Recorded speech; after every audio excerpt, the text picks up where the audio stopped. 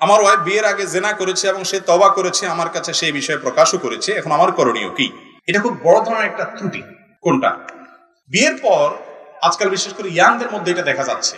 অনেক দম্পতি আমাদের কাছে আসেন, অনেক ভাইরা অনেক বোনেরা আমাদের কাছে আসেন বা যোগাযোগ করেন এবং এই সমস্যাগুলোর কথা তারা বলেন। সেটা হলো, বিয়ের পর বেশি ভালো শাস্তি গিয়া স্বামী তার স্ত্রীকে বলে, তুমি প্রমিস করো, সত্যি সত্যি বলো তোমার কারোর সাথে কোনো সম্পর্ক ছিল কিনা। কারণ আসলে সমাজটা এত নষ্ট হয়ে গেছে, কেউ কাউকে বিশ্বাস করতে চায় না। আবার স্ত্রীও স্বামীকে বলে, তুমি সত্যি সত্যি বলো ফেসবুকে কারোর সাথে কোনো ইটিস পিটিস করছো কিনা, কোনো উল্টাপাল্টা কিছু করছো কিনা। এই যে কথা বলা বলি, তখন ভালোবাসার জোয়ারের চোটে, মহব্বতের জোয়ারের চোটে বলে ফেলে, হ্যাঁ দেখো তোমার সাথে আমি কিভাবে মিথ্যা কথা বলতে পারি, একটা ছেলের সাথে আমার একটা ডেটিং হয়েছিল, আমি খুবই লজ্জিত, আমি আল্লাহর কাছে তওবা করছি, তোমার কাছেও মাপ চাই, আমি ফিরে আসছি। এই ছেলে হয়তো উপর দিয়ে বলে ঠিক আছে, কিন্তু এরপরে তার মনে যে খুসখুসে ভাব শুরু হয়, আর সেটা দূর করতে পারে না। আমার কাছে অনেকে বলেছিল। খুব ভালো করে জেনে রাখেন, অপরাধ করা একটা অপরাধ, আর অপরাধ কারোর কাছে প্রকাশ করাটা ডাবল অপরাধ।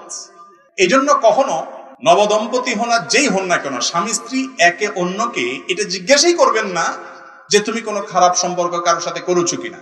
এই প্রশ্নই করা অপরাধ, এই প্রশ্ন করবেন না। যদি সে করে থাকে এখন কি করার আছে, আর যদি সে না করে থাকে তাহলে এটা প্রশ্ন করে আপনি বিব্রত করলেন। এটা কোনো যৌক্তিক প্রশ্ন হতে পারে না, এটা কখনো করবেন না, এগুলো অন্যায়। আপনার কাছে যদি সে মিথ্যা কথা বলে তাহলে কি হবে? আর সত্য কথা বললে আপনার কাছে খারাপ লাগবে, আপনি যদি ভালো সাজেন, এটা ভালো জিনিস না। যে যা করেছেন আগে সেগুলোর জন্য আল্লাহর কাছে লজ্জিত হয়ে ক্ষমা চাইবেন। স্বামীর কাছে বা স্ত্রীর কাছে বেশি ভালো সাজতে গিয়া নিজের সব গুদুর বলে দিবেন, এরপরে অশান্তি শুরু হবে, সেটা কখনো যৌক্তিক হতে পারে না। এখন কথা হলো, কোন আল্লাহর বান্দা বা বান্দা যদি বলে ফেলে থাকেন, তার জীবন সঙ্গী যিনি আছেন তার উচিত হলো তাকে ক্ষমা করে দেওয়া। কেউ যদি তওবা করে আসে, তার জীবনের ভুলকে স্বীকার করে, তাকে ক্ষমা করার মতো মানসিকতা আমাদের থাকা উচিত। আমরা চাই আমাদের সবার সাথে একটা করে রাবেয়া বসরি থাকুক, পুরুষরা চায়, আর মহিলারা চায় আমাদের সবার সাথে একটা করে হাসান বসরি থাকুক।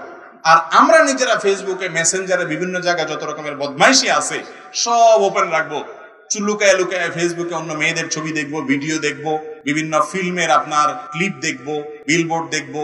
তলে তলে চোখের যত গুনাহ আছে, যত মহিলা দেখে দেখে আকাম কুকাম করার আছে, ছেলে হোক মেয়ে হোক, মেয়েরা ছেলেদেরকে, ছেলেরা মেয়েদেরকে, এগুলো সব দেখবো। কিন্তু আমার সাথে যে থাকবে, যার ঘর করবো আমি, বা যার সাথে আমি সংসার করবো, সে হবে একেবারে আপাদমস্তক একটা ফেরেশতা। এটা না আমাদের চাহিদা আজকাল। আপনি নিজে অপকর্ম করে এরকম আশা করেন কিভাবে? আবার এটা মনে করেন না যে আমি যেহেতু নিজেও খারাপ, তাহলে বেচা আমার সাথে যেটা আছে ওইটাও নিশ্চয়ই খারাপই হবে। এরকম সহজ আপনার সমীকরণ করবেন না। আল্লাহ অনেক খারাপ মানুষকে অনেক ভালো মানুষ দেয় কি দেয় না? যেমন ফেরাউন খারাপ ছিল না ভালো ছিল? আল্লাহ তার ঘরে আসিয়ার মতো ভালো মানুষ দেন নাই। এই জন্য আপনি নিজে আকাম কুকাম করছেন দেখে আপনার জীবন সঙ্গীর প্রতিও ক্ষুধারণা করবেন যে আল্লাহ বলছে আল খাবিসাতু লিল খাবিসিনা ওয়াল খাবিসুনা লিল খাবিসাত, খারাপের সাথে খারাপ হয়, তাহলে আমার কপালে আমি যেহেতু আকাম করছি, এটা যতই ভালো সাজুক এটাও মনে হয় খারাপ তলে তলে। এরকম মনে করা যাবে?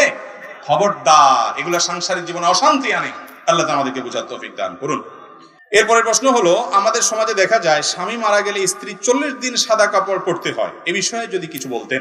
দেখুন, স্বামী স্ত্রীর সম্পর্কটা আল্লাহ পাকের কাছে এত প্রিয়, এত পছন্দনীয়, যে কারোর মৃত্যুতে অন্যজনকে শোক পালন করা, সে মৃত্যুতে তার প্রতি সমবেদনা প্রকাশ করার শিক্ষা ইসলাম আমাদেরকে দিয়েছে। এই জন্য কোন নারীর স্বামী যদি মৃত্যুবরণ করে, আল্লাহ রাব্বুল আলামিন কোরআন হাকিমে বলেছেন, ওয়াল্লাযীনা ইয়াতাওয়াফাউনা মিনকুম ওয়া ইয়াযারুনা আজওয়াজা, যারা তোমাদের মধ্য থেকে মৃত্যুবরণ করে এবং তাদের স্ত্রীদের রেখে যায়, তাদের কাজ হলো কি? তাদের কাজ হলো ইয়াতারাব্বাসনা বিআনফুসিহিন্না আরবাআত আশহুরিন ওয়া আশরা, তারা 4 মাস 10 দিন পর্যন্ত কি করবে? ইদ্যত পালন করবে, শোক পালন করবে। আর যাদের সন্তান গর্ভে আছে তারা গর্ভ খালাস হওয়া পর্যন্ত শোক পালন করবে। এই শোক পালন করাকালীন সময়টাতে, স্বামী মারা যাওয়ার পরে 4 মাস 10 দিন পর্যন্ত নারী কি করবে না? তিনি তার নিজের বাসা বাড়িতে থাকবেন, বাহিরে যাবেন না। ডাক্তার দেখানোর একান্ত প্রয়োজন হয়েছে, শরীর খারাপ করছে, তখন যাবেন। একান্ত প্রয়োজনীয় কাজ ছাড়া যেই জায়গায়, যে বাসায় তিনি, যে বাড়িতে তিনি থাকতেন, সেই বাড়িতে তিনি থাকবেন। এখান থেকে বের হবেন না 4 মাস 10 দিন পর্যন্ত। এটা শোক পালন হবে তার। আর ওই জায়গায় থাকার মানে এই না যে একটা রুমে ঢুকে বসে থাকতে হবে, ওই বাড়ির চৌহদ্দির মধ্যে থাকবেন, বাহিরে একান্ত প্রয়োজন ছাড়া যাবেন না।